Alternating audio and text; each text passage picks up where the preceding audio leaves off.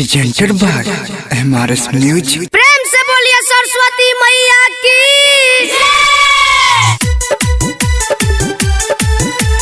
पूजा के तैयारी सब कहने चाहिए।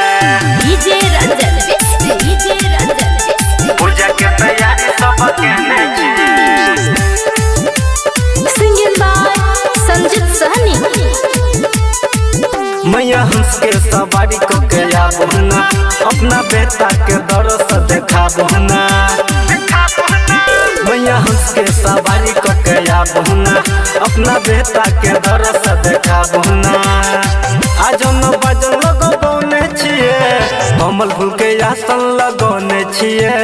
पूजा के तैयारी सब कहने छिए, कमल फूल के आसन लगौने छिए। पूजा के तैयारी सब कहने छिए। पूजा के तैयारी सब कहने छिए। डीजे रंजन पूजा के तैयारी सब कहने छिए।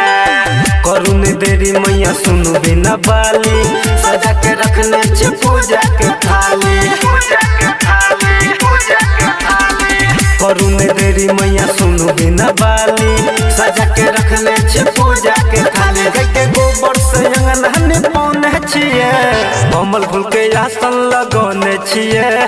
पूजा के तैयारी सब कहने छिए, कमल फूल के आसन लगौने छिए। पूजा के तैयारी सब कहने छिए।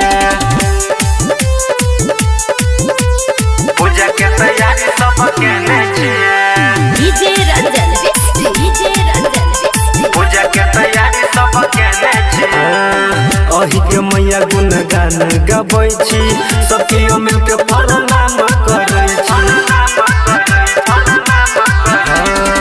अही के मैया गुणगान गबै छी, सब केओ मिलके प्रणाम करै छी। राइटर गोविंद संजीत सहनी के बजौने छिए, कमल फूल के आसन लगौने छिए।